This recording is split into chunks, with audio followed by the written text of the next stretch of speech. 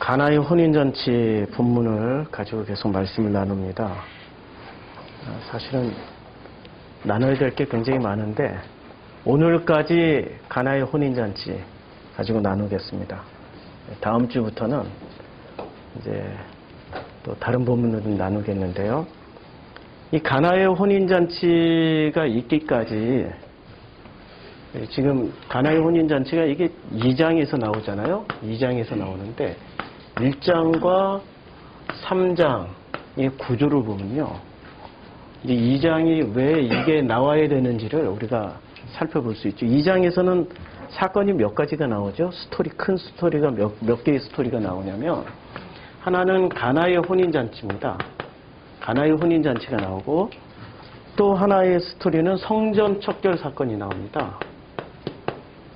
성전을 가서 주님이 뒤집어 엎어버리세요. 2장에서.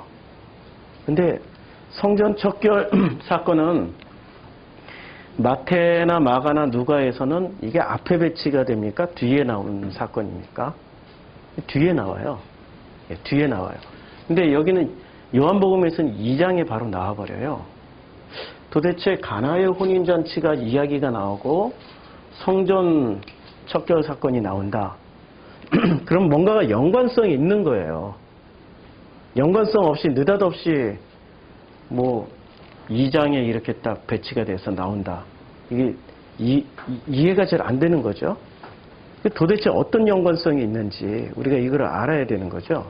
3장에서는 나오는 사건이 대표적으로 어떤 사건이 나옵니까? 3장에서 나오는 사건이. 니고데모의 거듭남의 사건. 아니 도대체 어떻게 해야 거듭나는지, 어떻게 해야 영생을 얻겠는지, 영생에 관한 이런 그 논쟁이 나오죠.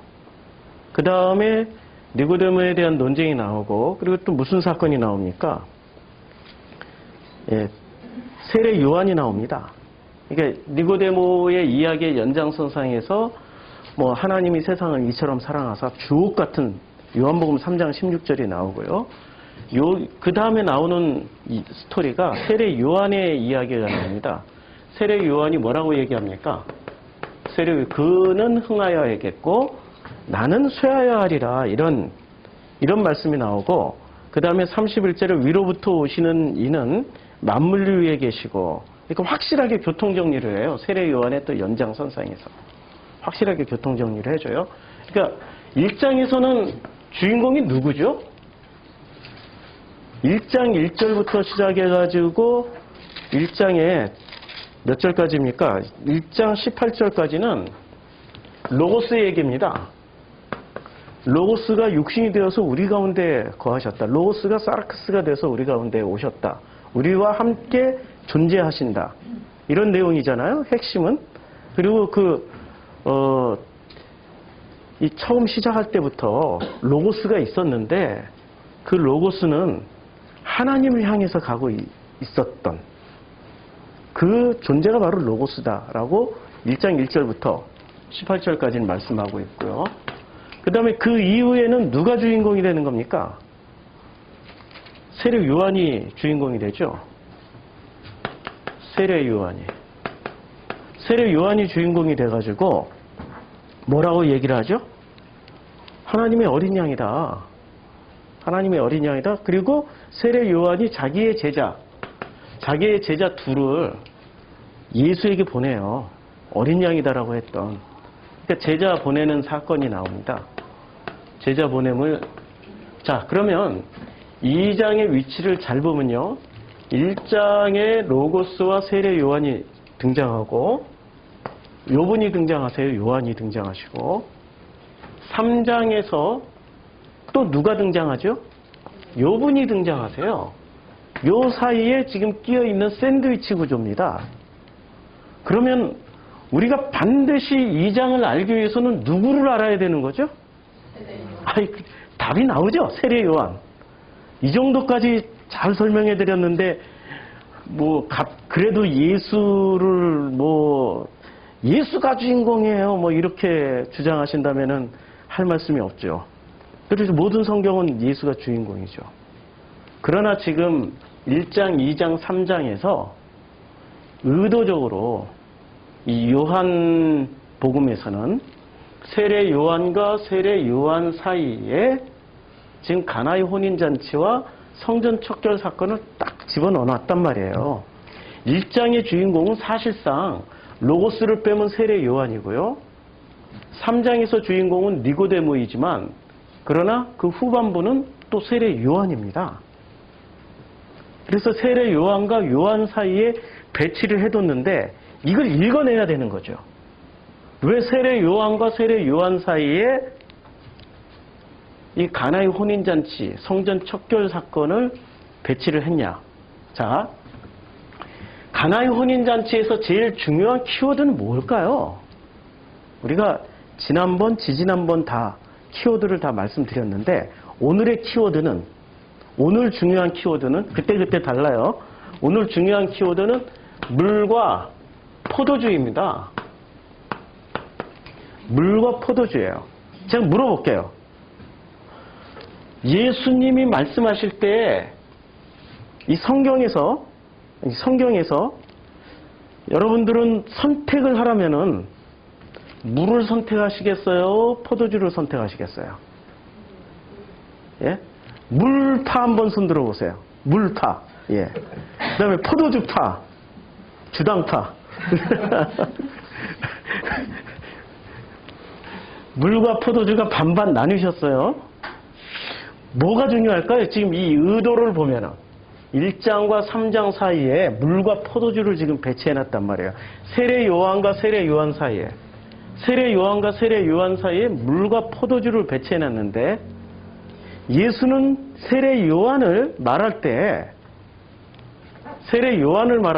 포도주를 언급하셨습니다. 아세요? 마가복음 2장을 보면요.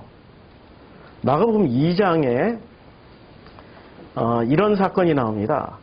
마가복음 2장, 여긴 1장이고 마가복음 2장에 2장 16절에 보면 바리새인의 서기관들이 예수께서 죄인 및 세리들과 함께 이게 18절부터 읽어야 되네요. 2장 18절부터 요한의 제자들과, 요한이 누구죠? 세례 요한의 제자들. 세례 요한의 제자들과 바리새인들이 지금 뭐 하고 있습니까? 예, 금식하고 있어요. 왜 금식하죠? 석방 운동하려고. 1장 14절에 보면 요한이 잡힌 후 요한이 감옥에 갔어요. 1장에서. 그래서 2장 18절에 가서 보니까 요한의 제자들과 바리새인들이 금식하고 있어요. 왜 금식하냐면 우리 스승 석방하라 하고 하나님 앞에서 밥을 굶어가면서 석방해줄 때까지 우리는 그냥 한마디로 말해서 땡깡 부릴 거야 막 이런 짓을 하고 있는 거예요. 이게 바로 전형적인 종교 행위를 하고 있는 거예요. 자기의 뜻을 관철시키기 위해서 하나님 앞에서 시위를 벌이는 거예요. 금식이라는 게. 이거 온전한 금식이 아닌 거죠. 온전한 금식은 어떤 금식이죠? 예수님이 말씀하실 때 온전한 금식. 아니, 귀머거리 듣게 하고 소경 눈뜨게 하고 온전한 금식은 안진뱅이 일어서고 문둥병자 낫게 하는 게 온전한 금식을 이루는 거예요. 이사야 말씀도 그렇고 예수님이 다시 확인해 주신 말씀도 그렇고. 그런데 그거하고 전혀 상관없는 금식을 하고 있죠. 이건 온전한 금식이 아니에요. 이거는 종교적 행위일 뿐입니다. 자기의 뜻을 관철시키기 위해서 센 힘을 끌어다가 쓰기 위해서 금식을 해버리는 거예요. 내가 이렇게 굶어버리는데 감동을 안 해, 네가? 이런 퍼포먼스죠. 내가 이렇게 우리가 단체로 막 지극정성을 들여서 이렇게 굶기까지 하면서 내 생명이신 이 밥줄을 끊어가면서 금식을 하는데 하나님 네가 좀 들어줘야 되는 거 아니야? 하나님은 그렇게 해석을 하세요. 이 사람들은 말은 그렇게 안 하죠. 지극히 간절하게 주님 앞에 모든 걸 내려놓고 주님의 뜻을 구합니다. 밥까지 내려놓고 구합니다. 아멘 할렐루야 하면서 기도를 하지만은 본질은 그게 아니라고요. 하나님은 그렇게 안 들어요. 하나님 다르게 들으신다고요. 자, 금식을 하고 있어요. 사람들이 예수께 와요. 예수께 와서 이제 말을 해요. 아니 요한의 제자들과 바리새인의 제자들은 금식을 하는데 어찌하여 당신의 제자들은 금식하지 아니하나이까? 무슨 얘기예요? 아니 지금 우리가 열심히 스승 석방을 위해서 하는데 요한도 당신의 스승이었잖아. 당신에게 세례를 줬고 당신을 어린 양 예수라고 했잖아. 그리고 당신도 요한 따라서 회개하라 천국이 가까워왔느니라 뭐 이렇게 메시지도 같이 외치고 그랬잖아. 그러니까 왜 세례 요한을 배신하고 금식 안 해? 종교행위 하라고 와서 이 윽박지르러 온 거예요. 그럴 때 예수가 단호하게 말씀합니다. 19절. 예수께서 그들에게 이르시되 혼인집 손님들이 신랑과 함께 있을 때 금식할 수 있느냐? 신랑과 함께 있을 동안은 금식할 수 없느니라. 그러나 신랑을 빼앗길 날이 이르니 그날에는 금식할 것이니라. 그러니까 금식을 하겠다는 말씀이에요? 안 하겠다는 말씀이에요? 안 하겠다는 말씀이에요. 금식을 할 필요 없다. 그리고 너희와 같이 종교적인 행위로 금식을 하는 것을 인정 못해. 안 한다니까? 이런 말씀이에요. 그리고 이게 유명한 말씀이 나옵니다. 생배 조각을 낡은 옷에 붙이는 자가 없나니 만일 그렇게 하면 기운 새 것이 낡은 그것을 당겨 헤어짐이 더하게 되느니라. 새 포도주를 낡은 가죽 부대에 넣는 자가 없나니 만일 그렇게 하면 새 포도주가 새 부대를 터뜨려서 포도주와 부대를 버리게 되니라. 오직 새 포도주는 새 부대에 넣느니라 라고 말씀하고 계세요. 이게 지금 누구 얘기예요? 누구에 대한 얘기입니까? 새 술은 새 부대, 헌술은 헌부대. 이게 누구 얘기예요, 이게? 누구에 해당되는 말씀이죠? 이분에게 해당되는 말씀이에요, 세례 요한. 지금 세례 요한에 대해서 말씀을 하던 연장선상에서 나온 말씀이란 말입니다, 이게. 그러니까 세례 요한에게 해당되는 얘기예요. 근데 세례 요한은 무엇에 해당되는 거죠? 지금 여기 뭐라고 말씀하셨어요? 포도주라고 말씀했단 말이에요. 낡은 포도주. 이 포도주인데 이게 새 술이라고 말씀을 했을까요? 세례 요한을 오래된 술이라고 그랬을까요? 묵은 술이에요, 묵은 술. 왜 묵은 술일까요? 2장 18절에 나온단 말이에요. 이들이 하는 행위는 새로운 행위를 하는 것이 아니라 종교적 행위를 그냥 답습하고 있을 뿐이에요. 이 행위 자체가 새로운 것이 아니란 말이죠. 종교적 행위일 뿐이에요. 그러니까 묵은 술이에요. 묵은 술이에요. 그래서 세례 요한 이분은 예수님이 마가복음 2장에서 확실하게 묵은 술이라고 말씀을 하고 있습니다. 그럼 예수는, 이 로고스는 포도주는 포도주인데 어떤 포도주일까요? 새술. 아니 혼인잔치에 간 사람들이, 혼인잔치는 성경에서 몇 번 나온다고 그랬어요? 지난번에 가모스를 찾아드렸잖아요. 혼인, 가모스가 성경에 그렇게 많이 안 나와요. 그 단어가 한 10번 정도 나오는데 요한복음 외에 이 가모스, 혼인이 쓰여졌던, 제일 많이 쓰여졌던 장면이 어디였죠? 예, 요한계시록. 요한계시록에서 혼인잔치가 열리잖아요. 신랑과 신부의 혼인잔치.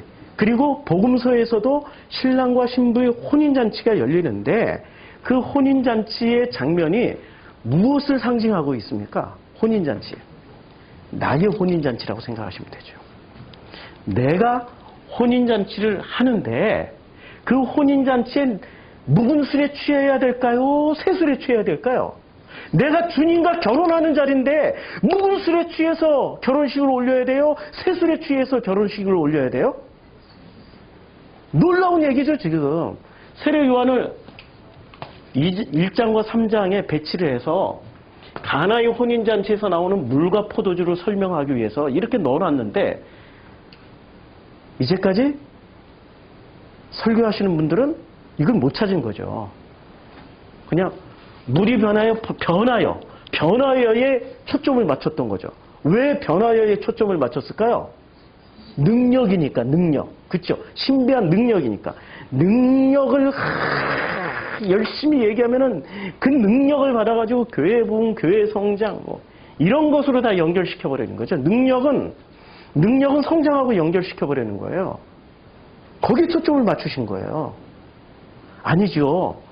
성경을 이렇게 정교하게 써놓은 성경에 대한 예의를 다 갖추려면은 정교하게 분석해서 정교하게 설명을 해주는 게 설교자가 성경을 대하는 정말 경건한 태도인 거죠. 성경을 홀대해서는 안 돼요. 무시해서 안 돼요. 왜 그렇게 쉽게 심플하게 능력으로 변한다. 여기에 초점을 맞춰서 설교를 해버리시는지 이제까지 한국교회의 설교자들이 정말 연구를 좀 많이 하기를 기대합니다. 성경은 파면 팔수록 읽으면 읽을수록 보면 볼수록 정말 새로운 것들이 끊임없이 솟아나는 게 성경입니다.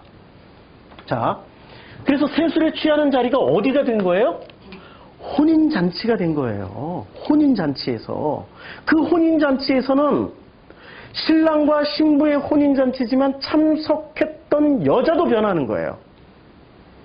마라의 쓴물에서 마리아의 단물로 바뀐다니까요. 여자도 바뀌는 거예요. 그런데 놀랍게도 안 바뀌는 사람들이 있어요. 누가 안 바뀌죠?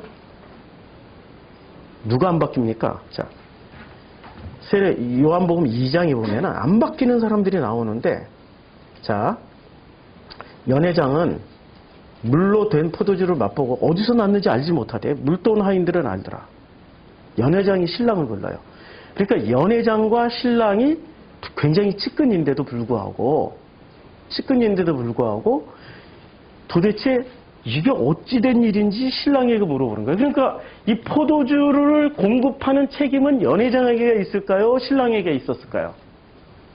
지금 이 본문을 보면은 보통 이건 우리의 상식을 깨는 거잖아요. 연회를 맡은 연회장이 포도주도 공급하고 음식도 공급하고 이 결혼식이 일어나는 이 결혼식장, 혼인식장의 모든 행사를 다 주관하는 걸로 알고 있었는데 세상에 포도주가 어디서 났는지를 누구에게 물어보는 거예요? 사람들은 연회장에게 물어봤을 텐데 연회장이 그걸 모르는 거예요. 연회장이 모른다니까요? 목사는 어떤 일을 하는 사람입니까? 목사는 정답을 가르쳐주는 사람이 아니고요. 목사는 성도님들을 우리 아버지 하나님, 우리의 예수 신랑과 중매해주는 역할을 하는 사람이에요. 그치요? 중매해줘서 결혼식을 성사시킬 수 있게 끊임없이 말씀으로 가르치고 말씀으로 양육하는 사람이 목사예요. 결론을 가진 사람이 위대할까요? 결론, 이꼴 답이란 말이에요. 결론과 답을 주는 사람이 훌륭한 목사일까요? 아니면 중매해주는 목사가 훌륭한 목사일까요? 중매쟁이가 본래 목사의 역할이에요. 결론 답을 주면은 이 사람은 목회의 역할을 하는 게 아니라 누구의 역할을 해요? 하나님의 역할을 해버리는 거예요, 본인이. 목사는 중매해주는 역할을 하는 거예요.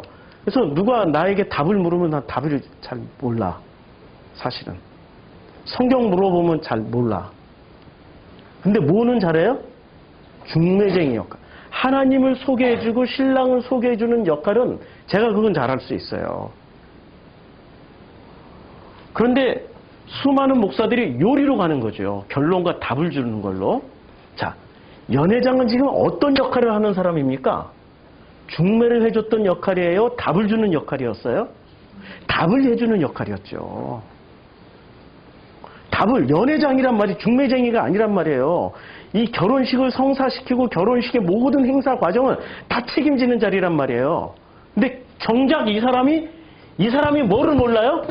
이 연회장이 흥분했어요. 이게 막 떨어지고. 연회장이 뭐를 몰랐어요? 아니 포도주가 어디서 났는지를 모르는 거야. 포도주가 새술이 어디서, 다시 말해서 포도주가 아니라 새술이 어디서 나오는지를 모르는 거예요.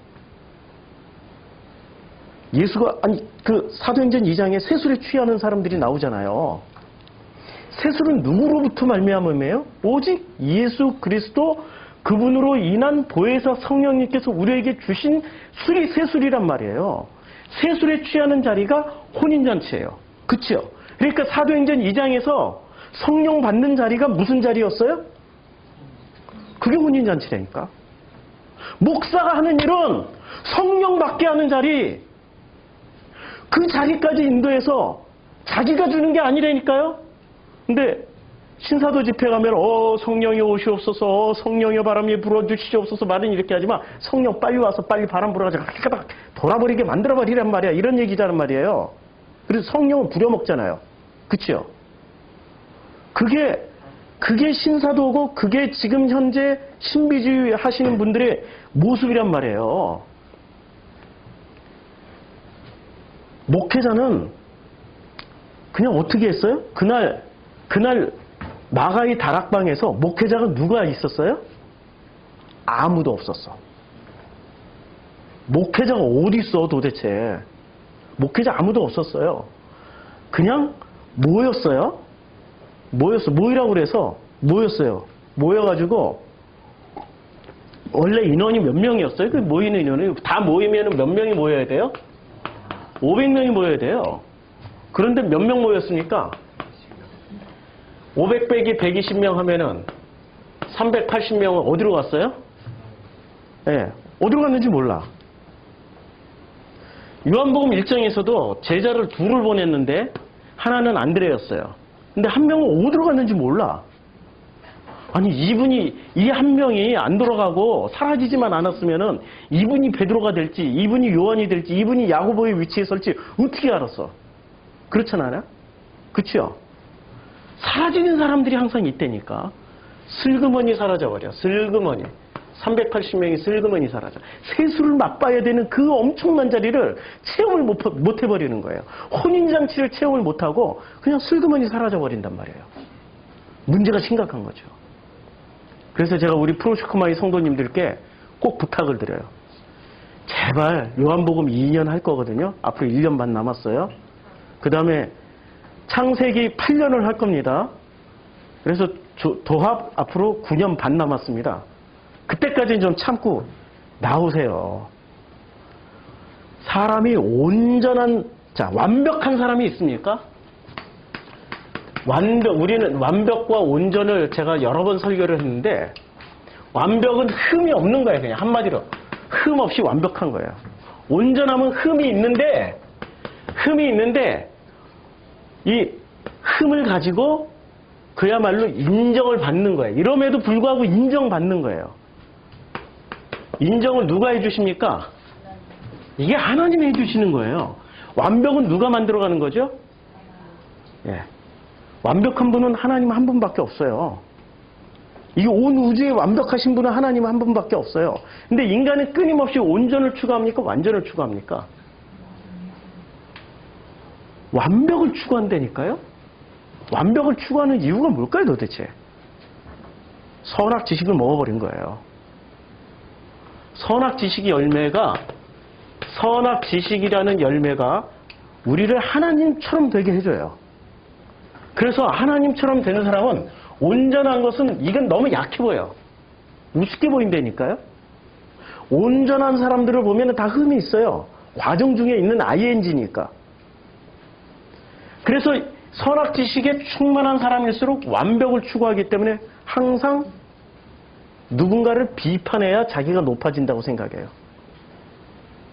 우리 교회 출석하다가 떠나시는 분들이 많이 안타까운 이유는 온전함을 우리가 서로 나누는 자리가 프로시코마의 자리인데, 이분들은 완벽함을 추구를 하세요. 그러면 목사 흠 많이 보이죠.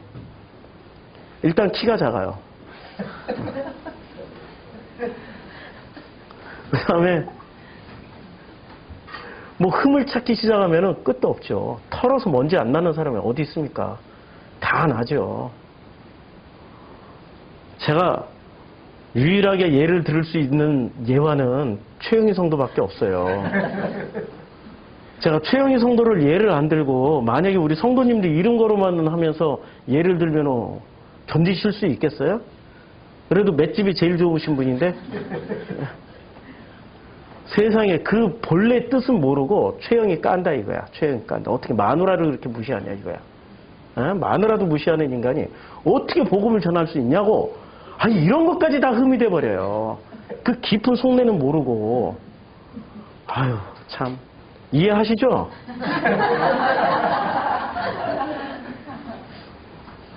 우리 성도님들은 다 아세요. 그냥 동굴 속에 들어갔다 그러면 다 알아요. 그게 남의 얘기가 아닌 내 얘기잖아요. 내가 그렇게 살고 있고 내가 그렇게 그런 시간들을 보내고 있으니까. 자, 이 가나의 혼인잔치에 중요한 거는 이 포도주의 의미예요. 이제 포도주의 의미를 아셨죠? 이제까지의 포도주는 묵은 술이었어요. 그런데 예수가 만들어준 새 술을 먹고 사람들이 놀라서 물으니까 연회장이 자기도 놀래버리는 거야. 마치 이 사건은 지금 프로슈크마에서 이렇게 사람들이 거듭나고 있단 말이에요. 예수 만나고. 작년이 제일 많이 만났어. 놀랍게. 작년에 우리 프로슈크마에 오신 분들은 다 주님만 많이 만났어요. 작년에 막 쏟아 부어주셨나 봐요. 올해는 성숙으로 들어가시더라고요. 성장과 성숙이 달라요. 성장과 성숙은, 자, 성장은 언젠가는 반드시 멈추게 돼 있어요. 그렇죠? 영원히 성장하면 우리 키가 몇 센치가 될까요? 영원히 성장할 수는 없어요. 영원히 성장하면 우리가 제게 콩나무가 돼가지고 하늘 구름을 뚫고 하늘 위로 올라가는 그런 콩나무처럼 크겠죠. 그러니까 영원히 성장할 수가 없어요. 그런데 성숙은 영원히 될 수가 있어요. 이게 성장과 성숙의 차이인데 우리는 성장을 추구하는 사람이 아니라 성숙을 추구해야 되는 거고 우리는 완벽을 추구하는 사람이 아니라 온전함을 추구하는 사람들이 되어야 되는 거죠. 관점이 바뀌어야 돼요. 근데 이제까지 교회는 무엇을 추구했습니까? 성장제일주의 아니에요. 성장. 교회 성장. 또 교회 성장. 또 교회 성장. 그치요? 교회 성장만 추구했어요. 우리 교회는 성장 추구하는 교회가 아니고 성숙을 추구하고 있습니다. 우리 교회는 완벽한 사람들을 만들려고 하는 게 아니라 온전한 사람들이 그냥 흠이 있고 결이 있고 모자람이 있어도 그냥 우리끼리 모여서 우리가 서로 아프잖아요. 그러니까 밥을 많이 먹어야 돼. 밥을 많이 먹어야 돼. 밥의 의미를 아시죠? 네, 밥을 많이 먹어야 돼. 어머니 밥을 많이 먹어야 돼. 우리 아버지가 해주시는 밥을 많이 먹어야 돼. 사람이 떡으로만 살 것이 아니오. 하나님의 입에서 나오는 모든 말씀으로 산다는 우리는 그 떡 대신에 아버지가 해주시는 밥을 많이 먹으면 돼요. 그 밥을 먹는 사람은 어느 정도까지 성장을 해요. 근데 성장은 멈추게 돼 있어요. 그리고 성장이 멈춘 자리에서 성숙이 시작되는 거예요. 성숙해지기 시작하는 거죠. 그 성숙의 결과로 어디까지 가는 거예요? 결혼식 가는 거예요. 근데 성장하지도 못하고 성숙하지도 못한 한 사람이 등장해요. 연회장. 지금으로 치면 누구시죠? 당회장. 앞글자만 바꾸면 돼. 당회장. 둘 다 회장님이셔요. 회장 자리에 올라가는 거 저거. 자, 연회장이 신랑을 부르어 말하되 사람마다 먼저 좋은 포도주를 내고 취한 후에 낮은 것을 내거늘 그대는 지금까지 좋은 포도주를 두었도다라고 누가 얘기를 했어요? 연회장이. 다른 사람들은 이 새 술에 대한 반응이 어떻습니까? 우와 맛있다. 와 끝내준다. 와 기가 막히다. 와 놀랍다. 너무 향기롭고 너무 좋으니까 그냥 이렇게 막 기가 막힌 거예요. 근데 연회장은 도대체 이게 뭐지? 본인이 알았어야 되는 거죠. 몰랐다는 얘기죠. 모르는 거예요. 계산도 못하고 있었던 거야. 이게 포도주가 이렇게 떨어질지 계산도 못하고 있었던 거예요. 포도주가 떨어질지 계산 못했던 대표적인 사람들이 있었죠. 슬기로운 열처녀와 미련한 열처녀. 미련한 열처녀는 언제 떨어질지 모르니까 그냥 아끼기만 했어. 근데 떨어졌어. 이거 어떻게 해요? 이 미련한 처녀들은 기름이 다 떨어지니까 기름을 사러 갔어요. 놀라운 건 기름을 사러 간다니까요? 살 수 있는 게 기름이라고 생각을 했던 거예요. 그 기름 사가지고 와서 대체하면 된다라고 생각을 했던 거예요. 근데 그렇게 대체할 수 있는 기름인가요? 오리지널 줬으면 그 오리지널 그대로 키핑하고 있어야지, 간직하고 있어야 되는 거죠. 아니, 복음을 무슨 다른 걸로 대체할 수 있다라고 생각하는 거야, 지금. 이 미련한 처녀들의 가장 잘못한, 오해한 그 장면은, 최고의 실수는 이거예요. 기름을 사고 팔 수 있는 걸로 생각해버린 거예요. 기름을 사고 팔 수 있는 게 아니에요. 이 연회장이 누구와 같은 잘못을 저질러버린 거예요? 아니, 미련한 열처녀. 지금 이 안에 모든 비유나 이런 게 다 연결이 되죠? 재밌죠? 네. 놀라운 거죠. 자, 예수께서 이 첫 표적을 갈릴리 가나에서 행하여 그의 영광을 나타내심에 제자들이 그를 믿어요. 첫 표적을 갈릴리 가나에서 행하여 그의 영광을 나타내심에 제자들이 그를 믿으니라. 제자들이 누구를 믿었어요? 예수를 믿었죠. 예수를 믿었는데 무엇을 보고 믿었을까요? 표적을 보고 믿었어요. 자, 표적을 보고 믿은 결과가 어떻게 됐습니까? 12 중에 하나는 예수를 팔아넘겼어요. 그 다음에 나머지 11명은 어떻게 됐습니까? 나머지 11명은. 네, 나머지 11명은 배신하고 다 떠나갔어. 뭘 보고 믿어야 되는 거죠? 우리는 표적을 보고 믿으려고 하는 사람들이 교회 안에 엄청 많은지 아시죠? 아니, 당회장님의 말씀을 보고 믿어요? 아니면 당회장님의 표적을 보고 믿어요? 일단 얼굴이 핸섬해야 돼. 말끔하고 옷도 진짜 특별하게 잘 입어야 돼. 그래서 목회자들 나올 때마다 설교 강단에 설 때마다 메이크업하고 나와요, 요새는. 네, 메이크업. 저는 자꾸 선크림이라도 바르고 나오라고 그러는데 답답해서 못 바르겠어. 답답해서. 주께서 알아서 하시겠지 뭐. 우리는 뭐든지 표적을 보고 믿으려고 그래요. 그 표적이라는 게 무슨 기적과 이적 이런 것뿐만이 아니라 보여지는 모든 시그널이에요. 표적이라는 건. 눈에 보이는 걸로 판단하고자 하는 사람들의 속성이 있단 말이에요. 표적을, 우리 교회에 나올 때는 표적을 보면은 넘어져요. 일단 작아. 크진 않아. 우리는 이 정도만 해도 만족해요. 홍제동 시설에서 여기로 넘어올 때, 와, 우리는 진짜 천국에 오는 줄 알았어요. 홍제동 시절은 여기보다 4분의 1이 적었어요. 지금 공식적으로 또 오버하면 안 되니까 전부 다 3배씩 커졌어요. 원래는 4배씩 커졌는데 검증하자고 하는 사람이 있어. 미터 다 재자고 그러고. 무서운 사람이 옆에 있어가지고 내가 무슨 말을 하면은 다 이렇게 치밀하게 센티미터 대고 자 대고 다 확인하자고. 그런 분이 계세요. 그런 분이 있어야 제가 또 오바를 안 하죠. 감사하게. 아주 천생연분 궁합 짝을 딱 붙여놔가지고 자고하지 않게 그렇게 만들어주셨는데, 표적이라는 거는 겉에 보이는 걸 보고 판단하는 거예요. 지금 교회당 들어왔을 때, 예배당 들어왔을 때, 목사 얼굴 봤을 때, 교회 구조 봤을 때 전부 보여지는 거 보고 판단하잖아요. 제가 드리고 싶은 말씀은 말씀을 듣고 판단하시라니까요. 복음이 있느냐 없느냐, 그 말씀 안에 생명이 담겨 있느냐 없느냐 보고 판단하시기를 권유드리는 거지. 왜 표적을 보고 믿어요? 표적 보고 믿은 사람은 어떻게 됐어요? 다 떠나가 버렸어요. 이게 복음서에서 말씀하고 있는 공통 분모입니다.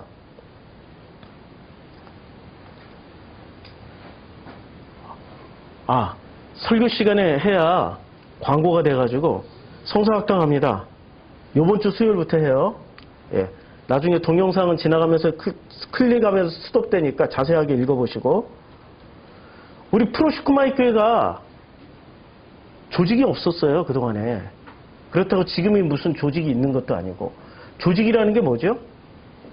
당회가 있고 당회원이 있고 그 다음에 직분별로 다 나눠서 장로, 권사, 집사 뭐 이렇게 다 나누고 그 다음에 여전도회, 남전도회 무슨 이런 거 다 하고 남선교회, 여선교회도 다 하고 남선교회, 여선교회는 또 연령별로 다 하고 그 교회 조직을 보니까 와 무지무지 많고 복잡하더라고요. 나중에 목사들이 전공해야 될 학문이 신학을 전공해야 될까요? 행정학을 전공해야 될까요? 아니 목사들이 전공해야 될 학문이 신학이어야 될까요? 행정학이어야 될까요? 신학이어야 되는데 상당수의 목사들이 행정학 전공하는 거 아세요? 행정학을? 왜 행정학을 전공해 하게 됐을까요? 교회가 하도 조직이 많아지고 행정이 많아지니까 그걸 원활하게 하기 위해서 행정학을 공부를 하신다니까요? 나중에 정치학도 공부해야 하세요. 정치학. 저기 정치학을 공부하신 대표적인 목사님이 한 분 계세요. 저 누구야? 김민웅 목사님이라고 성공회대학교 교수 하시다가 김민웅 하니까 모르죠. 김민석 하면 아세요? 옛날에 김민석 의원 형 되는 국회의원 그분 형인데 신학을 하시고 정치 외교학을 하셔가지고 지금 오마이뉴스나 이런 또 진보적인 데서 뭐 그 많은 활동을 하고 계신 분이 계세요. 아니 목사가 신학 전공하는 건 맞아요. 근데 왜 자꾸 이렇게 주변 학문을 하게 될까요? 본질보다 외향이 더 커지니까.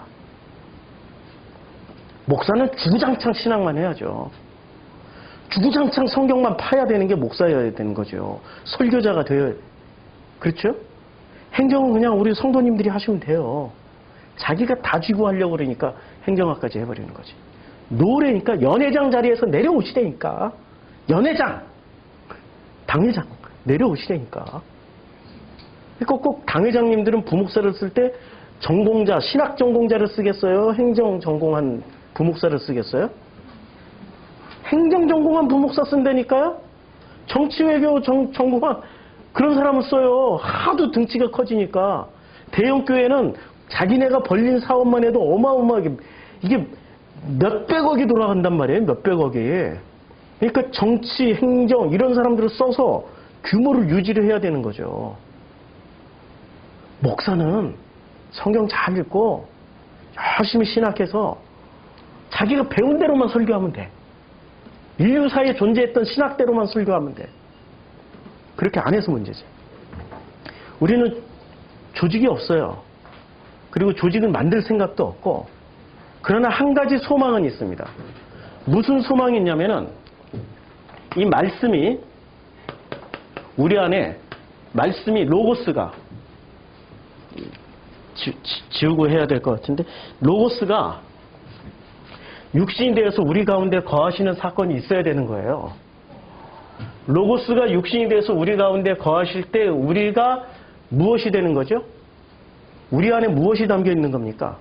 로고스가 담겨 있는 거예요.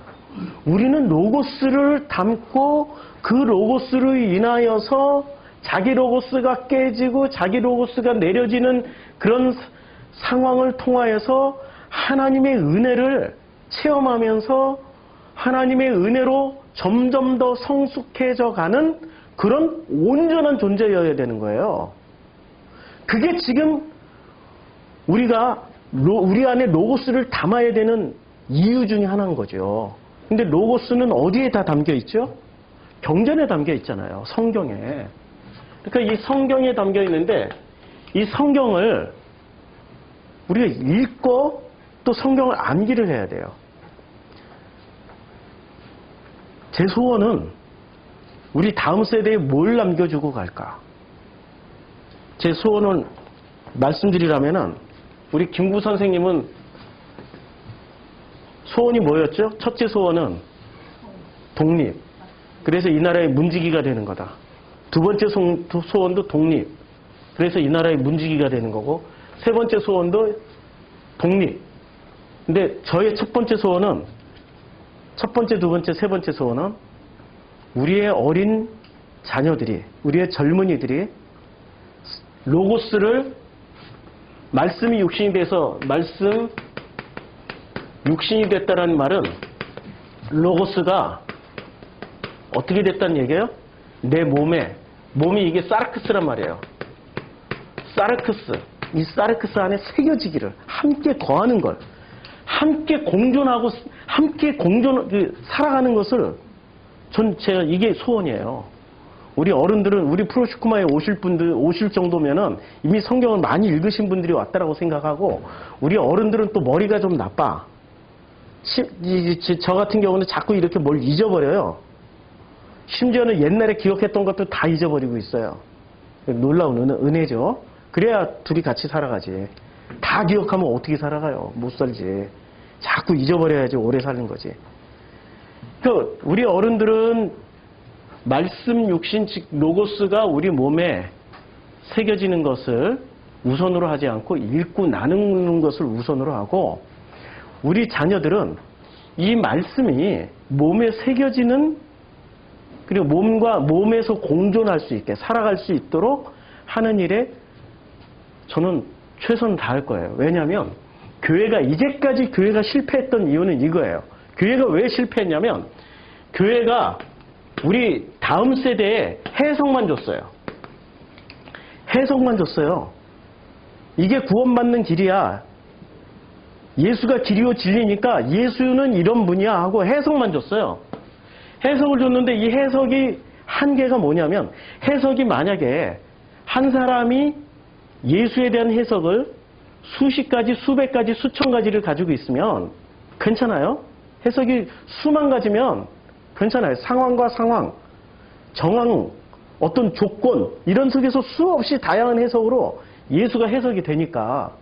그런데 교회에서 주는 해석은 하나만 줘요. 그 하나만 줬던 해석이 뭐죠? 예수 하면은 딱 자동 반사적으로 나오는 게 있죠. 예수! 예, 맞죠. 아유, 훈련 많이 받아. 예수, 천당, 불승, 지옥. 바로 나오죠? 우리가 받은 해석은 딱 그거밖에 없는 거예요, 하나. 예수, 천당, 불신, 지옥 하나 배웠어요. 말씀을 이런 하나만 있는 해석을 가지고 어렸을 땐 통해. 겁이 많으니까. 어렸을 땐 통해. 힘을 가진 20대 때부터는 능력을 가지고 힘을 가지고 세상을 자기 혼자 스스로 살아갈 능력이 되는 20대 때부터는 이 하나의 해석이 자기의 삶 전체를 다 커버를 못 해줘요. 보호를 못 해, 해석을 못 해준다니까요. 그러니까 교회 다니는 게 점점 시시해지는 거야. 아이고, 예수 천당, 술도 못 마시게 하지, 담배도 못 피게 하지, 직장에 나갔더니 무슨 연애를 하지, 무슨 혼전 순결을 하라고 그러지, 뭐 해석이 다 아무것도 해석이 안 돼. 전부 하지 말라는 거야. 그러니 교회 다니는 게 시시해지는 거지. 안 다녀버려요. 안 다닌다니까요. 그래서 교회는 해석부터 넣어주는 일을 하는 게 아니라, 교회가 제일 먼저 해줘야 될 게 성경부터 넣어줘야 돼요. 성경 우리 자녀들에게 유초등부, 청소년부, 청년회까지 끝까지 성경을 끝까지 읽고 성경을 암기하게 만들어야 돼요. 자, 암기와 기억이 있어요. 암기하십시오 하면은 겁먹어요. 암기는 정말 힘든 거잖아요. 근데 기억을 하십시오 하면은 쉬워요. 우리 교회 처음 왔던 사람이 다음에 올 때는 길을 암기해서 올까요? 기억해서 올까요? 예, 기억해서 오죠? 처음 올 때보다 두 번째 올 때가 훨씬 쉽겠죠? 두 번째 올 때보다 세 번째 올 때는 길을 기억하고 있기 때문에 훨씬 쉽게 오죠? 한 100번쯤 오면 눈 감고도 오죠? 다 기억하고 있으니까. 성경을 기억하라. 물과 포도주에서 주님이 요한복음에서 마지막 만찬 때 뭐라고 말씀하십니까? 이는 내 몸이고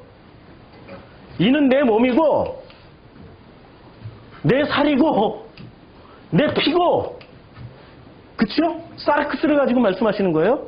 소마 아닙니다. 사르크스를 가지고 말씀하실 때 뭐라고 말씀하세요? 이는 내 살과 피다. 로고스. 이는 내 살과 피다. 뭐라고 말씀하셨어요? 암기하라고 그랬어요? 기억하라고 그랬어요? 기억하라고 그랬어요. 그래서 가나의 혼인잔치가 물과 포도주가 이래서 중요한 거예요.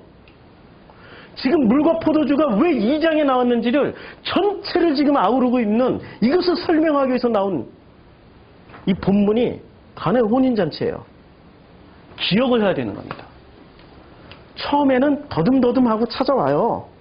두 번째는 길을 찾는 게 아니라 자기 기억을 되뇌이면서 오게 되고, 세 번째는 기억이 좀 더 분명해지니까 쉽게 오고, 네 번, 다섯 번째는 기억할 필요 없이 오는 거야. 기억할 필요 없이 온다라는 것은 무슨 얘기예요? 몸에 새겼다는 얘기죠. 그렇죠? 처음에는 기억을 하기 위해서는 우리가 머리를 쓴단 말이에요. 그런데 두 번, 세 번, 네 번, 다섯 번을 찾아가다 보니까 어떻게 돼요? 자동으로 무엇이 기억을 합니까? 몸이 기억을 하죠. 몸이 기억했던 대표적인 사례가 우리 삼국지가 아니라 이게 김유신. 말이 기억을 하죠. 말이. 아니 짐승 새끼가 기억을 한다니까. 말이란 짐승이 얼마나 술 처먹고 다녔는지. 그래서 이렇게 졸다가 다시는 내가 그냥 술집 안 간다고 끊었는데, 말해서 너무 피곤해가지고 졸다 보니까 술집 앞에 와 있어. 누가 기억을 하고 있는 거예요? 말이 몸으로 기억해가지고 당연히 주인이 여기로 올 줄 알고 모시고 간 거예요. 김유신이 모가지 딱 쳐버렸잖아요. 그렇죠? 우리의 몸은 너무나도 놀라운 게 있습니다. 하나님은 우리에게 몸을 주신 까닭이 있어요. 영주주의자들은 우리 몸을 어떻게 얘기를 하죠? 영주주의자들은 영은 위대하고 몸은 타락했기 때문에 몸의 것을 죽이고 영의 것을 살리자. 위의 것을 바라봐라. 아래 것은 쳐다보지 마라. 위의 것을 바라봐라. 이렇게 가르쳤단 말이에요. 맞을까요? 맞지 않아요. 요한복음은 철저하게 이것을 배격을 합니다. 몸에다 새기는 것을 이야기를 해줘요. 몸이 얼마나 소중한 것인지를 1장부터 말씀하고 있단 말이에요. 로고스가 사르크스 안에 들어와서 함께 살고 있는 방식을 가르쳐주는 거예요. 영과 몸이 어떻게 함께 살 수 있는지를 가르쳐주는 거예요. 하나님은 영이신데 우리는 뭐죠 그러면? 몸이에요? 아니면 우리는 영이에요? 예? 우리는 몸이에요? 영이에요? 몸이죠. 창세기 순서로 보면 몸부터 만들어졌어요? 영부터 만들어졌어요? 아니, 흙덩어리부터 뒤져서 만들었어요? 몸부터 만들어졌죠. 그 다음에 영이 들어온 거죠. 하나님이 흙 하고 불어넣어주셔서. 그렇죠? 근데 이 영은 문제가 있어요. 이 영은 깨어나야 돼. 깨어나지 않으면은 몸 안에 영이 갇혀서 그냥 그대로 끝나. 깨어난 영. 그 영이 하나님의 형상이 되는 거죠. 무엇과 더불어서? 내 몸과 더불어서. 내 몸이 얼마나 소중한지를 아셔야 돼요. 몸을 학대하지 마세요. 살 뺀다고 학대를 하시는데 학대하지 마세요. 그냥 자연스럽게 그 세상이 원하는 기준이야. 세상이 원하는 기준. 그냥 건강하게 살 정도면 돼요. 왜 꼭 세상의 기준에 의해서 살을 빼야 되고 몸을 만들어야 돼요? 건강하게만 살면 돼요. 왜 보여지는 몸으로 살려고 하냐고요. 왜 자꾸 표적을 보여주려고 그래.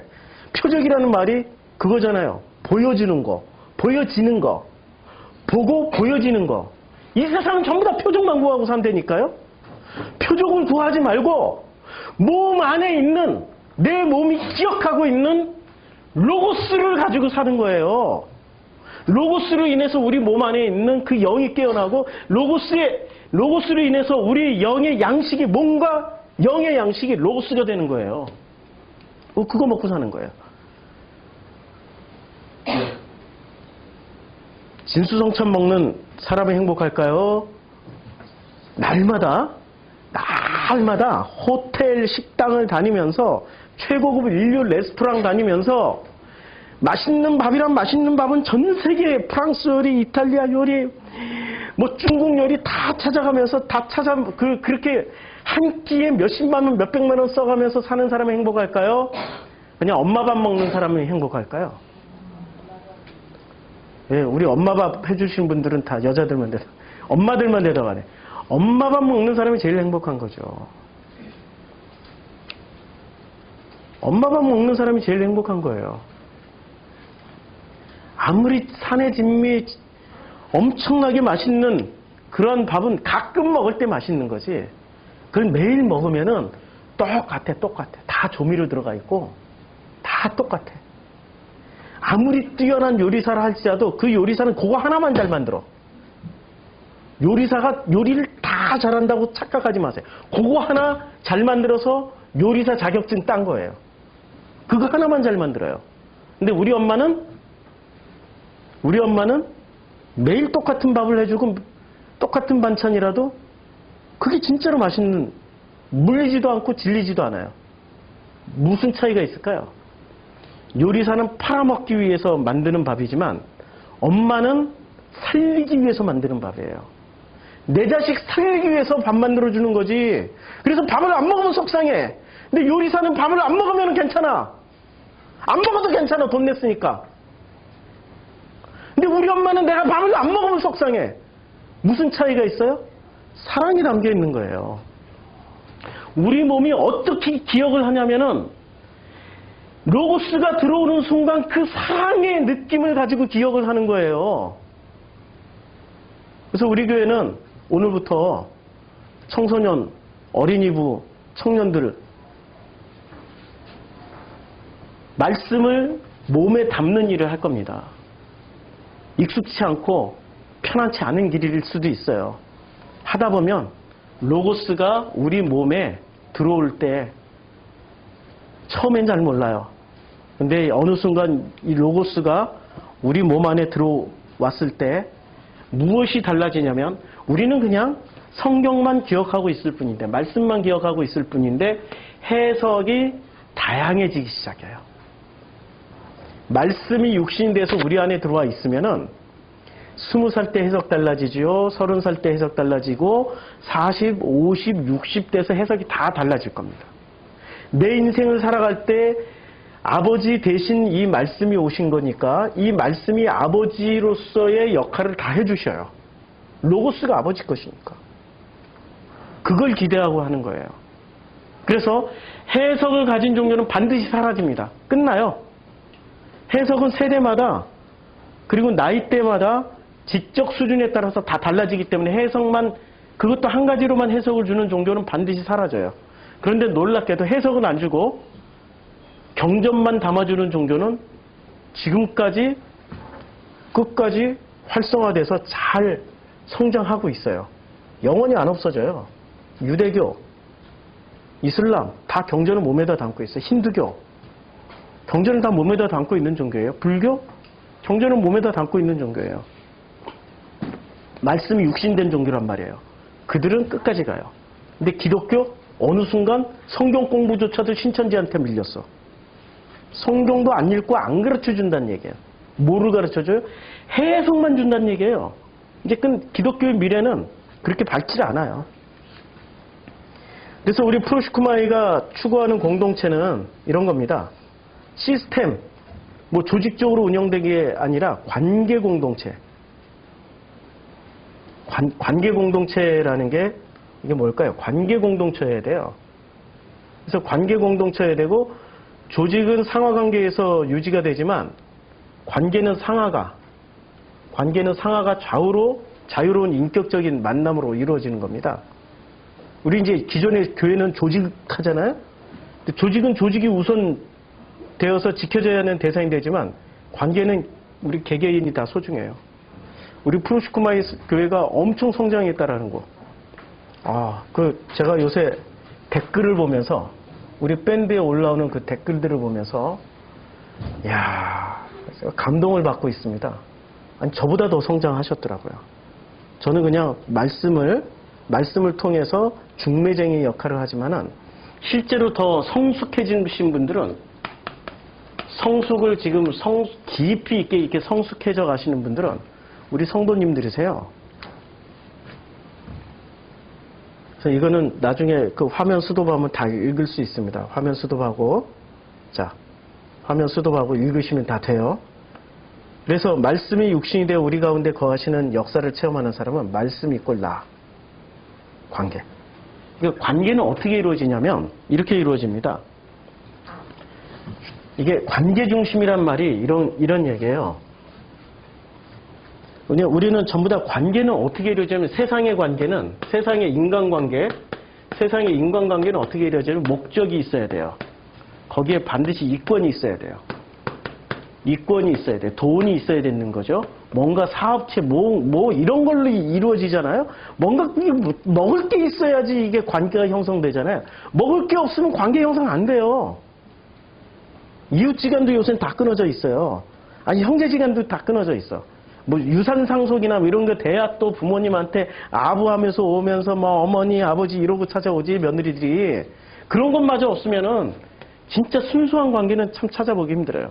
그런데 진짜 성경에서 말하고 있는 인간관계는 뭐냐? 인간관계나 뭐 하나님과의 관계 다 포함해가지고 이 관계는 말씀 이게 로고스죠. 이 로고스와 나라는 존재가 바로 관계의 핵심이라는 거예요. 그래서 내 안에 말씀이 담겨 있어야만이 어떤 일이 벌어져요? 하나님과의 관계가 온전하게 유지가 될 수 있는 거예요. 우리 안에 말씀이 있습니까? 있으면 그 말씀이 우리 성도님들을 일평생 영원히 아버지와의 관계로 인도하셔서 끝까지 성숙의 단계로, 온전함의 단계로 가게 인도하실 겁니다. 그게 은혜예요. 그 은혜를 체험하시고 그 은혜를 누리면서 사는 게 우리 성도들의 살아가는 모양새가 되어져야 되는 거죠.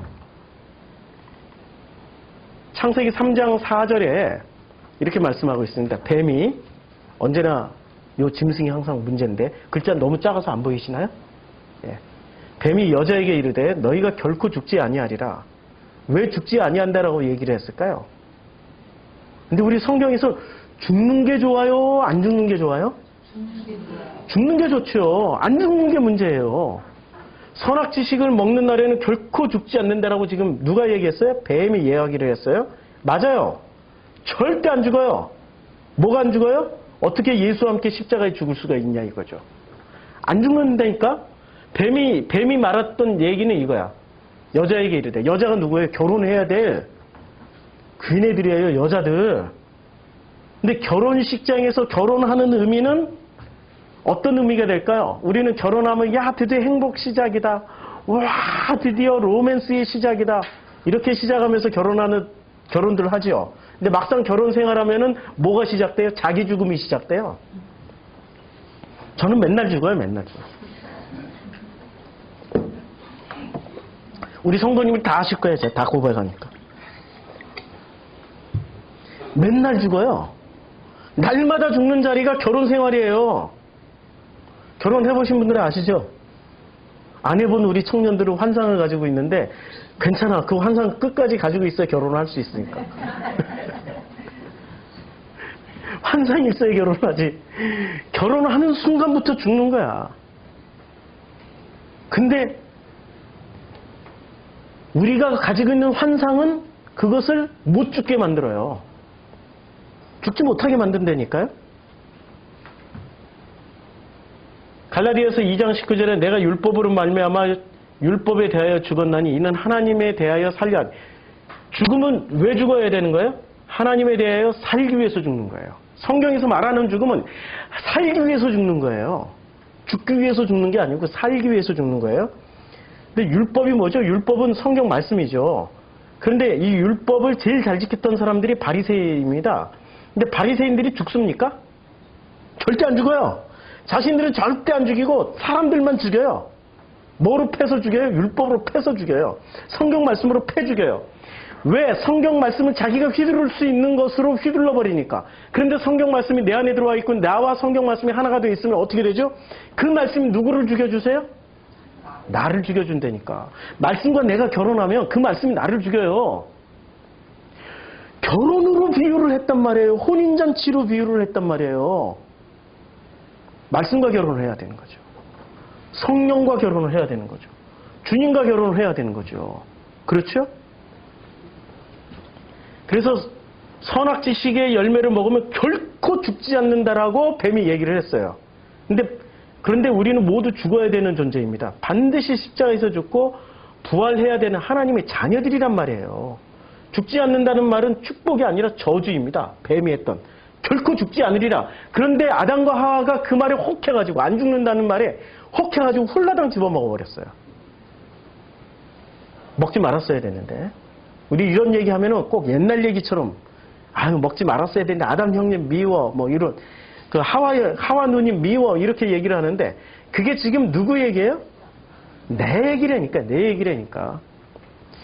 우리는 십자가에서 죽어야만이 부활을 합니다. 죽어야만 살아나는 게 이 성경의 핵심 진리예요. 결코 죽지 않는다는 뱀의 말은 저주였죠. 그래서 갈라디아에서 바울이 이렇게 얘기합니다. 내가 그리스도와 함께 십자가에 못 박혔나니 그런즉 이제는 내가 사는 것이 아니오 오직 내 안에 그리스도께서 사시는 것이라. 이제 내가 육체 가운데 사는 것은 나를 사랑하기 위해서 자기 자신을 버리신 하나님의 아들을 믿는 믿음에서. 그러니까 내가 지금 어떻게 되는 거예요? 이제는 내가 사는 것이 아니라 내가 죽었으니까. 십자가에 못 박혀 죽었으니까 누가 살아요? 예, 그리스도께서. 우리 살아있는 동안에 그리스도가 뭐로 나타나세요? 우리 안에 있는, 우리가 기억하고 있는 그 말씀으로 끊임없이 우리와 함께 살아서 말씀을 하신다니까요? 그래서 말씀을 암기해야 돼. 싫고 어렵고 우리 자녀들이 엄마 아우 프로시쿠마이 교회 가기 싫어. 맨날 성경만 읽게 만들어. 성경 책만 읽게 하고 막 성경만 기억하라고 그러고 아 짜증나서 죽겠어. 다른 교회 가면은 종이 접기도 하고 놀기도 하고 수련회도 가고 맨날 노는 프로그램인데 프로시쿠마이가 짜증나. 안 가면 안 돼? 그럴 때마다 야 그거 하나만 해줘라. 꼭 그거 프로시쿠마이에서 꼭 성경만 읽고 성경을 좀 기억하는 일을 좀 하자고. 그걸 위해서 엄마가 맛있는 밥을 더 많이 해줄게. 맛있는 밥을 더 많이 해줄게. 그게 자녀들에게 최고의 선물이라는 것을 아셔야 됩니다. 우리 부모님들이. 예수께서 이런 말씀하셨어요. 요한복음 10장 17절과 18절에서 내가 내 목숨을 버리는 것은 그것을 내가 다시 얻기 위함이니 이로 말미암아 아버지께서 나를 사랑하시느니라. 목숨을 어떻게 해야 돼요? 버려야 어떻게 돼요? 다시 얻게 되고 아버지께서 나를 사랑하신다고 그랬어요. 근데 뱀은 어떻게 유혹을 했죠? 버리지 마. 안 죽는다니까? 안 죽고 영원히 살 수 있어. 영원히 살아. 자아가 영원히 살아. 성숙되지도 못하고 완벽한 자아가 선악과를 먹었으니 얼마나 완벽해졌어요. 선악을 먹는 순간부터 완벽하다니까 다 보여. 눈이 밝아져가지고 보인다니까. 벗은 몸이 보인다니까. 선악을 먹은 사람들은 눈이 밝아져가지고 뭐를 봐요?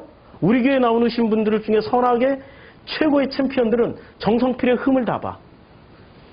아, 세상에 나도 안 보이는 것을 다 봐. 없는 것까지 다 찾아내. 아니 진짜로 존재하지도 않는 것까지 어떻게 그렇게 만들어내는지 만들어서라도 다 봐. 벌거벗은 것을 보고 확인하고 너 벌거벗었잖아. 무릎 꿇으라니까. 무릎 꿇어. 내 앞에 무릎을 꿇어봐. 내가 왜 네 앞에 무릎을 꿇어야 돼? 아버지 앞에 죽었는데. 자꾸 죽은 놈 확인해봐야. 그쵸? 이게 지금 사람들의 모습이란 말이에요. 이는 내게서 빼앗는 자가 있는 것이 아니라 내가 스스로 버리노라. 나는 버릴 권세도 있고 다시 얻을 권세도 있으니 이 계명은 내 아버지께서 받았노라. 아버지께서 받은 계명이 뭐죠? 버리는 거예요. 근데 버리는 주체가 나일까요? 아버지일까요? 내가 버리죠. 예, 아니 내가 버리죠. 그런데 다시 주시는 주체는 나일까요? 아버지일까요? 이게 중요한 거예요. 이게 중요한 거예요.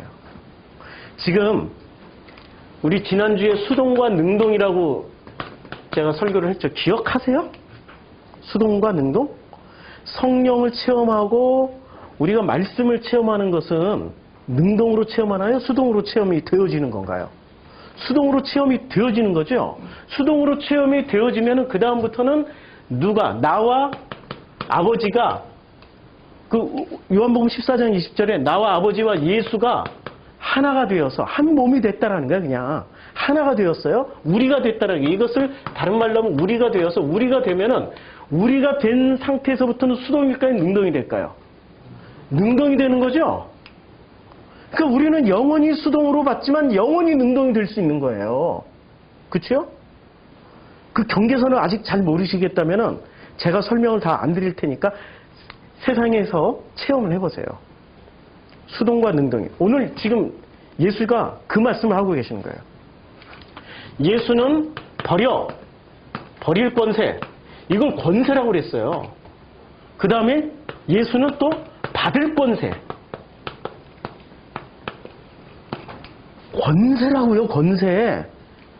우리는 어떤 능력을 취하고 싶어요? 성장하는 능력을 취하고 싶죠. 성숙하는 능력을 우리는 취해야 되는 거죠. 성숙은 능력이 아니죠. 성숙은 끊임없는 과정 속에 있는 여정이에요. 그러니까 끝이 보이지는 않지만 과정에서 충만하면 되는 거야. 이 목표, 성장은 목표가 있어요. 성장은 목표가 있죠. 목표는 끝이 있다는 얘기예요. 끝이 있으니까 야 저만큼만 가면 돼. 힘들어도 가자. 딱 갔어. 그 다음에 다 이루었다 하고 목표점이 있으니까 다 이루었다라는 게 목표점이 있는데 성숙은 목표점이 있습니까? 세상은 목표점을 줘요. 목표점을. 군자, 성인 군자, 훌륭한 성인 목표점을 준다니까요. 근데 그 사람들도 내면의 세계를 보자고요. 성숙했냐고요. 아픔도 있고 괴로움도 있고 다 있단 말이에요. 일부분만 가지고 목표점을 주는데 그건 잘못된 거고 성숙은 목표 지향점이 무한대예요.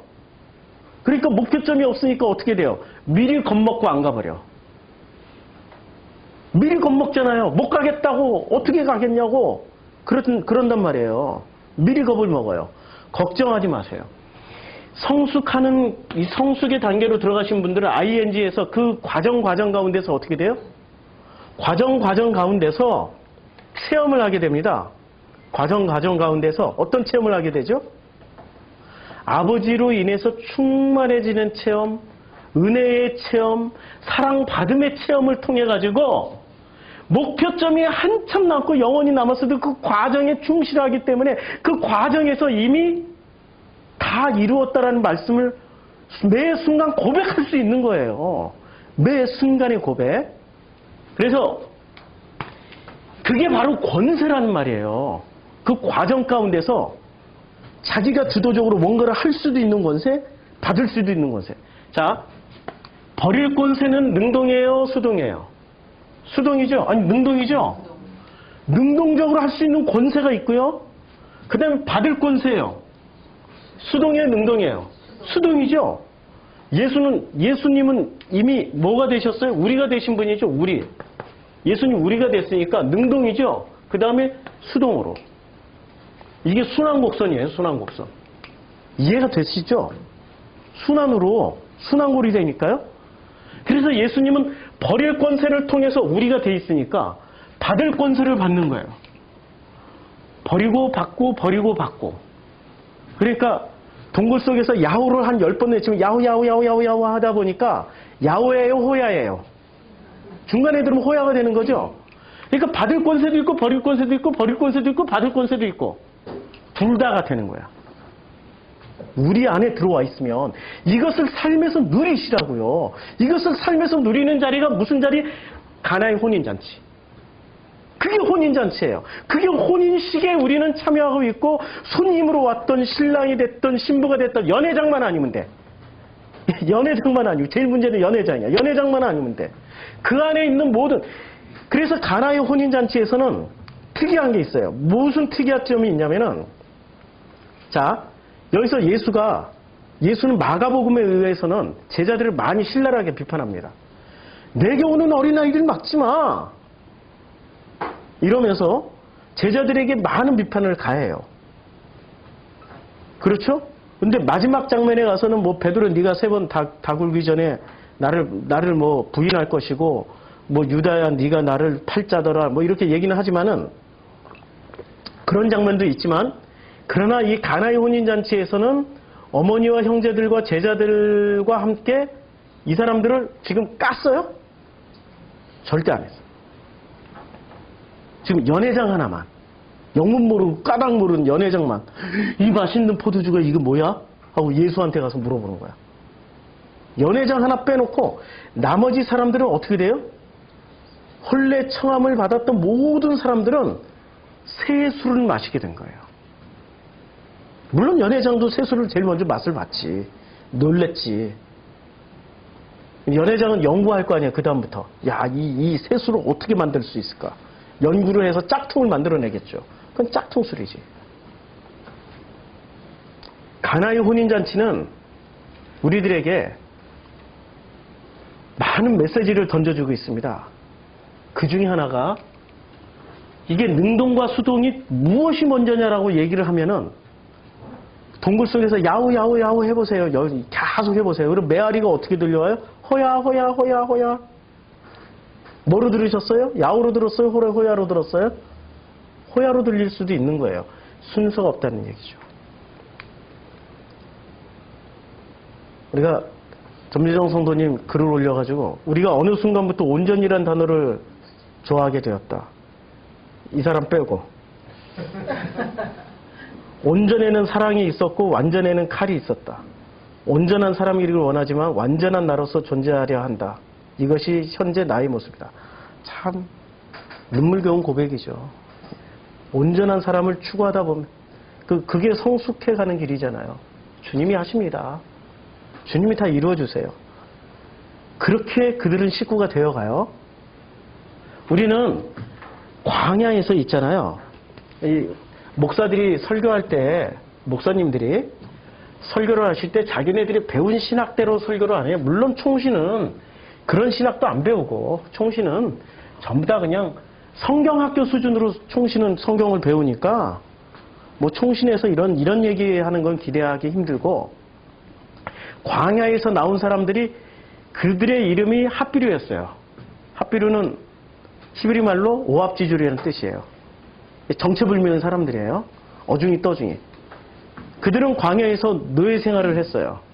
피부가 시커먼 사람, 노예로 끌려가는 사람들이 뭐 피부가 시커먼 사람, 하얀 사람, 노란 사람 다 끌려갔겠죠. 근데 광야에 애굽에서 살 때는 그들은 다 주인이 주는 밥 먹고 살았어요.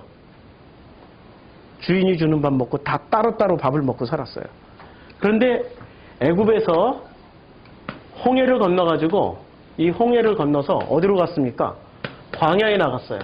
광야에 나갔더니 서로 다른 사람들이에요. 이 핫비류라는 말은 서로 출신 성분이 서로 달라요. 아니 목사님 여기 400년 전에 갈 때 440년 전이죠. 정확하게는 440년 전에 갈 때 그 요셉이 먼저 갔었고 그 다음에 야곱이 가면서 야곱과 12형제들이 다 갔었잖아요. 그래서 12형제가 있었고 12지파가 그때 이미 다 형성돼 있었는데 440년 동안 이게 유지되지 않았을까요? 예, 유지됐겠죠. 440년 동안 유대인들이 지금 1000년, 2000년, 3000년인데도 자기네들 유대인이라고 얘기하는 것처럼 유지됐겠죠. 그런데 문제는 이렇게 건너온 사람들이 유대인들만 건너온 게 아니고 핫비류가 건너왔다니까요. 오합지졸들 이 사람들도 건너왔지만 이집트인도 건너왔고 노예도 건너왔고 자우지간 이집트에서 못 살겠다 이런 사람들은 다 건너왔어요. 근데 그들이 어떻게 하나님의 자녀가 되었고 한 형제가 되어져 갔는지 그 과정을 광야에서는 이렇게 설명을 해요. 하늘에서 뭐가 내려오죠? 만나가 내려와요. 그러면 이 하늘에서 내려주는 이 밥이란 말이에요? 이 밥은 누가 먹여주는 밥이에요? 아버지가 먹여주는 밥이죠. 근데 이 밥에는 뭐가 담겨 있어요? 당연히 사랑이 담겨 있는 거죠. 아니 아버지가 해주는 밥에는 사랑이 없고 엄마가 해주는 밥에만 사랑이 있어요? 왜? 자녀에게 밥을 먹여주는 그 밥을 하는 그 손길에는 부모의 손길엔 사랑이 담겨 있단 말이에요. 지금 만나라는 밥 안에는 뭐가 담겨 있는 거예요? 사랑이라는 걸 우리가 봐야 되는 거죠. 성경을 읽을 때 행간을 읽자고요. 이 만나가 무슨 시고 뭐 어떻게 뻗고 뭐가 갓처럼 돼 있더라. 이런 것에만 팩트만 확인하려 하지 말고 행간에는 뭐가 담겨 있는 게 사랑이 담겨 있어요. 서로 오합지졸들이야. 모른다니까. 알 수도 있고 아는 놈도 같이 나왔지만 모르는 사람도 너무 많이 나왔어. 근데 밥을 먹다 보니까 전부 다 아버지의 사랑이 담긴 밥을 먹다 보니까 그들이 뭐가 되는 거예요? 그렇게 형제가 되어가는 거예요. 그렇게 형제가 되어서 나중에 우리가 서로 형제니까 우리가 본래 12지파라는 게 있었어. 12지파, 아니 12형제가 있었고 12형제를 중심으로 해서 12지파가 되자. 그러면 너는 어느 지파로 들어갈래? 저는 유다지파요. 저는 신분. 이러고 다 들어갔다니까요. 이해가 안 되죠? 우리나라에 왜 김씨가 제일 많은 줄 아세요? 김씨성이 왜 제일 많을까요? 이씨가 제일 많아야지 사실은. 이씨 왕조였으니까. 근데 왜 김씨가 더 많을까요? 우리나라가 격변기가 있었습니다. 구한말이 있었고, 그다음 구한말에, 그러니까 우리나라 100년 전에 노예제, 100년 전에 돈만 있으면 뭐를 살 수 있었어요? 예, 예. 양반을 살 수 있었어요. 양반을 살려고 했더니 이 종분들이, 그분 다 인격이 있잖아요. 사람이잖아요. 이 종 되신 분들이, 이분들이 성이 없었어요. 그리고 결정적으로 이분들 일제시대가 되면서 일제가 인구조사를 해야지 노동력을 착취하든지 뭐 말든지 할 거 아니에요. 인구조사를 하려면 전부 다 뭐가 있어야 돼요? 인구조사하려면 성과 이름이 있어야 된단 말이에요. 성씨와 이름이 있어야 돼요. 근데 이름이 개똥이야. 개똥이 말똥이. 무슨 뭐 그냥 머슴이. 이름이 전부 다 그거밖에 없는 거예요. 그러니 인구조사할 때 이 면석이들이 일로 와봐. 다 해서. 너 뭔 성을 할래? 저 잘 모르겠는데 너 김씨해. 그래서 김씨가 제일 많아져. 그때 당시에 양반이 많았어요? 상놈이 많았어요? 상놈이 훨씬 많았다니까? 종들이 훨씬 성씨 없는 사람들이 많아가지고 무조건 그냥 김씨를 다 때려 넣어버린 거예요. 김해김씨 종갓집에서 들으면 욕할라? 후환이 두려운데 역사적 팩트입니다. 이 과정처럼 수없이 많은 머슴들이 나와서 하나님의 이 사랑의 밥을, 사랑의 만나를 먹다 보니까 처음에는 저 종놈이, 이 종놈이, 요 놈이, 저 놈이, 상놈이 어쩌고 저쩌고 하다가 밥을 먹다 보니까 그렇게 형제가 되어져 가는 거예요. 우리 프로시쿠마이 그런 공동체란 말이에요. 제가 정말로 꿈꾸는 공동체는 조직이 아니고 아버지의 그 밥을 먹다가 그냥 우리가 형제가 되는 거야. 형제가 되는 거예요. 그렇게 형제가 되어져 가서 그렇게 만나는, 얼마나 외롭고 힘들어요, 이 세상 사는데. 넉넉하고 가진 거 많고 편안하고 부족한 거 하나도 없는 분들은 저기 연회장님이 목회하시는 교회 다 가 있어요. 연회장님 가면은 연회장이 매일 그냥 연회를 기획해서 만들어서 연회를 베풀어 주잖아요. 얼마나 신나요. 재밌어요. 우리는 딴따라 하나도 없잖아요. 기타 하나도 없고. 근데 그런 연회장 가면 얼마나 신나고 재밌어요.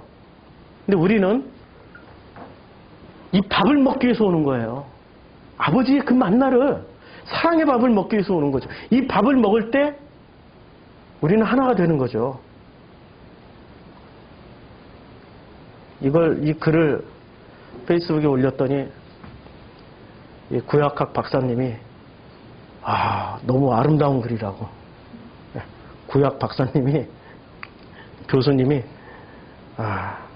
저도 한이 맺혀서 쓴 글이에요, 이게. 자, 제가 조금 읽을게요. 그들이 함께 밥을 먹기 시작한 것은, 여기서부터 읽을게요. 그들은 합비로 오합지졸이었다. 출신도 민족도 피부색도 불분명한 노예였거나 하층민이었다. 같은 지역에서 살았을 뿐 같은 밥은 먹지 못했다. 그들이 함께 같은 밥을 먹기 시작한 것은 광야에서였다. 우리 교회가 지금 광야예요. 밥은 사랑처럼 흐르는 것이어서 하늘에서 밥이 내려왔다. 사랑은 큰 데서 작은 데로, 높은 곳에서 낮은 곳으로 흘러 광야에 나온 핫비류들을 먹였다. 사랑이 많으신 분의 밥을 먹은 그들이 함께 밥을 먹다 보니 식구가 되었다. 식구란 말이 그거잖아요. 함께 밥을 먹는 사람들. 식구가 많아지자 12형제로 나누기로 했다. 이제 12형제가 지파가 되었고 그들은 하늘에서 내려오는 아버지의 밥을 함께 먹는 사이가 되었다. 함께 밥을 먹는 사람들은 더 이상 핫비루가 아니었다. 그들은 그때부터 이스라엘이라 불리우게 되었다. 이때부터 선민이 된 거예요. 우리 푸르시코마의 공동체가 이렇게 가자고요. 흠이 있고 결이 있고, 근데 우리 안에 선악 지식을 빼어버리고 온전함을 서로 바라보고 성숙함을 보면서 나가자고요. 그게 결혼식이에요. 결혼식에서 선악 지식이 있는 사람이 흠과 결을 가지고 신랑 자격 없어, 신부 자격 없어, 너 누구랑 그때 하나 딱 이래가지고 결혼 파토 내버리면은 이상한 사람이죠. 결혼식장은 함께 즐겁고 행복한 자리고 함께 서로 간에 음식을 나누면서 정말 축복해주는 자리란 말이에요. 프로시코마의 공동체가 그렇게 나가기를 원합니다. 혼자 먹는 밥이 많이 외로우셨죠? 혼자 신앙생활하기 참 힘드셨다는 말이에요. 혼자 신앙생활하는 거 참 외롭고 고독하고 쓸쓸하고 처량하고 비참해요. 이제 혼자 신앙생활하는 게 싫어가지고 이제 함께 신앙생활하는 사람들을 찾아다녀요. 근데 함께 신앙생활을 하다 보니까 정이 들다 보니까 계속 함께 먹고 싶고 계속 함께 뭔가를 하고 싶으니까 제일 확실한 방법은 가족이 되는 것밖에 없잖아요. 남남이 가족 되는 방법은 두 가지밖에 없어요. 결혼을 통해서, 그 다음에 양자 삼음을 통해서. 내가 양자로 그 양부모를 맞아들임으로 인해서 가족이 되는 방식밖에 없어요. 지금 성경은 내내 이 얘기를 하고 있다니까요. 가족이 되자고. 우리가 하나가 되자고. 그게 가족 되자는 얘기예요. 결혼을 했더니 세상에 밥을 신랑이 차려줘요. 우리는 신랑이 예수잖아요. 아버지시잖아요. 이분이 밥을 차려줘요. 여자는 먹기만 하는 거죠. 평생 먹기만 하는 거예요. 아내란 이름에서 밥순이는 지어졌고 신랑이란 이름에 밥돌이란 이름이 붙여진 거예요. 우리 밥을 해주는 그분하고 살고 있어요. 무슨 밥을 먹고 살으세요? 우리 아버지가 너희들이 사람이 떡으로만 살 것이 아니요, 하나님의 입에서 나오는 모든 말씀, 그 밥으로 먹고 사는 거예요. 그 식량을 먹고 사는 거예요. 그 밥을 먹고 살고 있냐고요. 따뜻한 밥 한 끼를 교회 나올 때마다 먹고 성경 공부할 때마다 그 따뜻한 밥 한 끼를 먹고 지금 가고 있냐고요. 그 밥을 먹어야죠. 저희가 대천 갔을 때, 와, 그날은 신기하게 우리 주선의 성도님하고 다 이렇게 해서 이제 군산 가다가 대천에 들려서 왔는데, 와, 그날 우리가 횡재했어. 멧돼지 잡는. 멧돼지 고기가 있어. 난생 처음으로 멧돼지 고기를 그렇게 배불리 먹었어요. 그리고 군산에 가서도 또 밥을 엄청 잘 먹었어. 내 기억에는 밥 먹은 기억밖에 없어. 사람 얼굴도 그때 누구 있었는지, 목사님들이 누구 사람 얼굴은 기억이 안 돼. 멧돼지 그 쫙쫙 갈라진 결과, 고기의 결과, 그 흑갈색의 맛있어 보이는 그 멧돼지 고기와 함께 먹었던 그 밥이 생각나는 거예요. 밥이 생각나면요, 다시 엄마 찾게 돼 있어요. 다시 아버지 찾게 돼 있어요. 그 밥을 먹어본 사람은 아무리 나가서 외식을 많이 해도, 아무리 비싼 밥을 먹더라도 언젠가는 반드시 우리 엄마가 해주는 밥 먹고 싶은데, 그 밥 한 끼 먹는 게 소원인데. 근데 저는 어머니 30년 전에 돌아가셨고 아버지도 밥을 먹을 사람이 이제는 결혼해서 생긴 내 가족밖에 없는 거예요. 원래 친가족은 다 떠났고, 이제 제 소망은 천국에 가서 그 어머니하고 우리 아버지하고 우리 아들하고 같이 밥 먹는 게 내 소원입니다. 그때는 영원히 같이 밥을 먹는 게 제 소원이에요. 모든 것이, 이학구 목사님이 이런 글을 썼습니다. 모든 것이 완벽하면 가치가 창조될 수 없어요. 틈이 있어야지, 흠이 있어야지. 아픔에서 의미가 피어나고 가치가 발생하는 겁니다. 아프니까 아픔은 참고 견디는 거예요. 못 견디겠으면은 진통제라도 먹고 견디는 거예요. 아프다고 아글아글 쓰고 떼굴떼굴 그러면은 옆에 사람 다 괴로워서 잠을 못 자요. 잠을 잘 수가 없는 거죠. 견딜 수 있는 아픔은 견디다 보면 그 아픔을 통해서 의미가 피어나고 가치가 발생하는 겁니다. 아픔이 있다는 것은 오히려 ING 과정에서 하나님의 은혜를 체험할 수 있고 사랑을 체험할 수 있는 좋은 기회가 되는 거예요. 그것을 피하려고만 하지 마세요.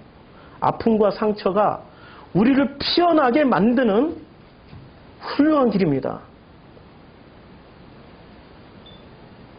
우리 하와이 명존스 성도님의 글인데 핵심은 이거죠. 정 목사가 어떤 말을 했는데 마음이 통쾌했다. 그게 무슨 말일까? 그게 이거죠. 말씀을 자꾸 듣다 보니까 주님의 죽음으로 우리를 만나 주님을 생각할 때면 가슴이 저려 떨립니다. 하나님을 체험하는 것일 겁니다. 이거죠. 우리는 체험의 종교예요. 체험하면서 가는 겁니다. 체험하면서 가는 거지 우리가 머리로 인식하면서 가는 게 아니에요. 머리로 인식하려면 머리가 좋아야 된단 말이에요. 근데 머리가 좋아서 머리 좋은 놈만 다 천국 가게? 아니에요. 체험의 종교입니다. 어떻게 체험해요? 아버지의 말씀이 내 안에 들어와서 그 말씀이 엄마의 밥처럼 사랑이 가득 담긴 그 맛있는 밥 한 끼가 되어서 그 말씀을 먹었을 때 그 말씀이 내 삶 속에서 살아가는 에너지가 되고 살아가는 그 에너지로서 끊임없이 아버지의 그 은혜를 체험할 때 아버지의 사랑을 체험할 때 우리가 매 순간 그 아픔이 가치로 생명으로 피어나는 체험을 하게 되는 거죠. 그게 우리 기독교란 말입니다. 많은 거 했는데 나중에 다 하기로 하죠. 오늘 본문 다시 돌아가서 사흘째 되던 날 갈릴리 가나에 혼인잔치가 있어 예수의 어머니도 여기 계시고 예수와 그 제자들도 혼례의 청함을 받았습니다. 예수와 제자들도 그러니까 이 결혼식은 예수가 주도한 게 아니에요. 그렇지만 예수가 가서 결혼식이 바뀌기 시작합니다. 포도주가 떨어졌습니다. 그 묵은 술이죠? 묵은 술이 떨어졌어요. 예수의 어머니가 예수에게 이르되 저들에게 포도주가 없다. 예수께 이르시되 여자여 나와 무슨 상관이 있나.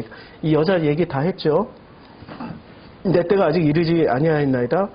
그의 어머니가 하인들에게 이르되 너에게 무슨 말씀을 하시든지 그대로 하라 하시니 거기에 유대인의 정결 예식을 따라 두세 통 드는 돌항아리 6이 놓여 있는지라. 요거 설명하고 넘어갈게요. 이거 설명 안 하고 넘어갈 뻔했네. 지금 뭐가 담겨 있어요? 지금 여기에 결례에 따라 뭘 하는 항아리가 있는 거죠? 결례에 따라 뭘 하는 항아리가 있었을까요? 아까 제가 했던 게 이거였잖아요. 1장, 2장, 3장. 1장에서 로고스와 세례 요한. 세례 요한. 그 다음에 2장에서 가나의 혼인잔치와 그 다음에 성전 척결 사건.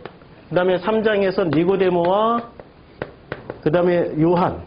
그래서 요한이라는 공통분모를 이걸로는 포도주. 그러니까 묵은 술과 새술로 지금 설명을 했어요. 묵은 술과 새술로. 그런데 성전이 나온단 말이에요. 이 성전은 뭐죠?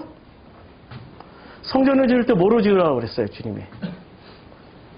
성전을 지을 때 뭐로 지으라고 그랬어요? 벽돌로 지으라고 그랬어요? 돌로 지으라고 그랬어요?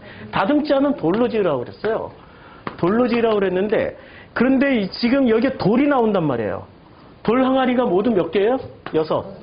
뭐 그냥 저는 이런 식의 해석을 전에는 했지만 사실은 싫어요. 6은 뭐 불안한 숫자 뭐 이렇게 밤새 이걸 며칠을 두고 이 6이 도대체 뭔가 어떻게 해석할 기존에 해서 문제 많아요. 그냥 6 불안정 숫자 이렇게 하면은 뭐든지 다 해결돼.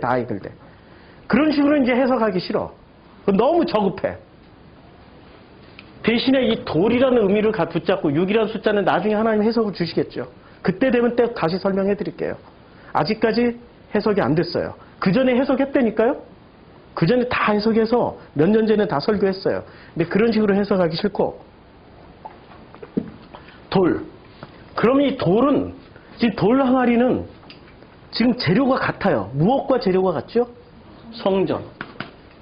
근데 이 성전은, 자, 다듬지 않은 돌로 지으라고 그랬는데 지금 여기에 돌 항아리는 다듬은 건가요? 안 다듬은 건가요? 너무 잘 다듬었어. 성전에 예루살렘 성전, 솔로몬이 성전을 지을 때 재료가 뭐였어요? 다듬은 돌로 지었어요. 다듬지 않은 돌이 아니라 돌로 짓긴 했는데 다듬은 돌로, 벽돌처럼 다듬은 돌로 지었어요. 예루살렘 성전이죠. 그리고 이 성전을 허무는데 몇 년이 걸렸어요? 2장에서. 자, 20절. 이 성전은 46년 동안 지었건을 내가 3일 동안에 지금 이 성전을 짓는데 몇 년 걸렸어요? 지금 예수의 눈앞에 있는 성전. 2장에 나와요. 46년이나 걸렸어요. 그러니까 이 46년은 뭐로 지었어요? 다듬은 돌로 지었어요. 근데 이 다듬은 돌 안에는 뭐가 담겨 있었던 거예요? 물이 담겨 있었던 거죠. 근데 이 물은 어떤 물이었어요? 자, 항아리가 이렇게 있어요. 물을 여기까지 채우라고 그랬어요. 아구까지 여기까지 채웠어요. 물을 채웠는데 이 다듬은 이 돌은 지금 무엇을 얘기하고자 하는 거예요? 전체적인 맥락에서 성전을 얘기하는 거죠. 성전 척결 사건에 가나의 혼인잔치에 돌과 돌로 지금 그래서 돌 하나도 도리에 남기지 않고 다 허물어지리라고 말씀하고 계시잖아요. 마태복음 24장에서. 그렇죠? 이 돌들은 다 무너져야 되는데. 근데 무너져야 될 돌 속에 이게 지금 항아리가 비었어요? 아니면 뭐가 채워져 있었어요? 아니, 처음에는 비워져 있었어요. 빈 항아리가 6개가 있었어요. 빈 항아리가 6개 있었는데 이 빈 항아리마다 뭐를 채우라고 그랬어요? 그러면 성경에서 물은 어떤 의미를 가질까요? 예, 그 김성수 목사님의 해석이고. 복음서는 뭐라고 얘기를 해요? 예수와 물의 관계는 어떤 관계를 가지고 있었을까요? 예수와 물의 관계. 자, 마가복음부터 보면은 아주 쉽습니다. 마가복음 1장에 보면은, 그때 예수께서 갈릴리 나사렛으로부터 와서 요단강에서 요한에게 세례를 받으시고 곧 물에서 올라오실새 하늘이 갈라진과 성령의 비둘기같이 자기에게 내려오심을 보고 이 장면이 지금 요한복음에 나옵니까? 안 나옵니까? 안 나와요. 그리고 요한복음 일부러 뺐죠. 왜 뺐을까요? 복음서에 나오니까. 공간복음에 나오니까. 요한복음은 공간복음에 없는 내용을 중심으로 해서 썼어요. 그런데 마태, 마가, 누가는 이 장면이 다 나옵니다. 그럼 물은 어떤 물이 상징하고 있는 것? 물이 상징하고 있는 것. 예? 죽음. 물은 죽음을 상징하고 있는 거예요. 죽었다가 살아나야 하늘이 갈라지고 그 하늘에 갈라진 하늘에서 성령이 내려오는 거예요. 성령이 내려와서 무엇이 이루어져요? 혼인잔치가 이루어지는 거지. 혼인잔치. 사도행전 2장에 성령이 내려왔을 때 그 자리가 혼인잔치였다는 말이에요. 지금 혼인잔치가 이루어지는 거예요. 물은 무슨 자리예요? 죽음의 자리야. 죽음의 자리. 이 죽음을 몇 번을 넘어가야 돼요? 6번. 6일까지. 그래야 7일째 안식일 들어간다는 거죠. 그치요? 6번의 죽음이 전부 뭐로 바뀌는 거예요? 새술로 바뀌어야지. 새술로 바뀌는 거예요. 6번의 그 물에서의 죽음이 새술로 바뀌는 그 체험을 하게 되는 거죠. 그렇죠? 그래서 요한복음은 물을 어떻게 얘기를 해요? 사마리아 여인이 물을 길러와요. 요한복음 4장에서. 그래서 4장에서 바로 물 사건이 나오는 겁니다. 이제 야곱의 우물이 있어서 물 길러갔을 때 예수가 그 여인한테 말을 할 때 무슨 말을 해요? 예? 이제 물 얘기를 하다가 예수께서 13절, 예수께서 대답하여 이르시되 이 물을 마시는 자마다 다시 목마려니와 그러나 내가 주는 물을 마시는 자는 영원히 목마르지 아니하리니. 이 물이 어떤 물이에요? 새술이라니까. 그래서 3장에서 무슨 니고데모가 얘기할 때 물과 성령으로 거듭나라고. 물과 성령으로 예수가 먼저 거듭났죠. 물속에 들어갔다 나왔더니 어떻게 됐어요? 성령이 내려왔죠. 물과 성령으로 거듭났다잖아요. 그렇죠? 물에서 죽고 올라올 때 하늘이 갈라지면서 성령이 내려왔단 말이에요. 지금 니고데모에게 그 얘기를 했더니 니고데모가 못 알아듣는 거야. 그렇게 4장에 다시 뭐가 나와요? 물 이야기가 나오는데 이 물은 영원히 목마르지 아니하는 물이라고, 그 물이 어떤 물이에요? 새술이라고 말씀하고 계세요. 그러니까 신령과 진정으로 예배를 드리라고. 신령과 진정으로 예배 드리는 문제는 심플하죠. 새술, 혼인잔치에 참여하는 게, 그 잔치를 누리는 게, 그게 새술이고 새물이라고, 영원히 목마르지 않는 물이라고 말씀하고 계시는 거예요. 요한복음은 아주 심플해요. 이렇게 논리 전개가 나가는 겁니다. 이제 물과 포도주로 가나의 혼인잔치가, 그런데 하루에 이 혼인잔치 하루 만에 끝나는 혼인잔치인가요? 우리는 매일 매 순간이 혼인잔치라는 것을 기억하시기 바랍니다. 매 순간이 우리에게 가나의 혼인잔치예요. 매 순간 가나의 혼인잔치를 누리시는 우리 성도님들 되기를 진심으로 축원합니다. 네. 기도하겠습니다. 매 순간 가나의 혼인잔치가 우리의 삶 가운데서 열려지기를, 또 일어나기를 기대합니다. 매 순간 나의 묵은 포도주는 이제는 새 술로 바뀌게 해주시고, 이제 그 돌이 무너지면서 돌 하나도 돌에 남지 않을 그 돌에 채워졌던 그 물이, 이제는 그 물에서 우리는 죽고 이제는 새 술을 마시면서 살아갈 수 있는 저희들로 축복하여 주시옵소서. 매 순간의 가나의 혼인잔치를 살아갈 때마다 연회장이 되는 것이 아니라 때로는 하객이 되게 해주시고, 때로는 신랑과 신부가 되게 해주시고, 때로는 이 잔치에 참여하고 있던 여자가 되게 해주시고, 예수가 되게 해주시고, 제자들이 될 수 있도록 축복하여 주시옵소서. 예수님의 이름으로 기도드렸습니다. 아멘.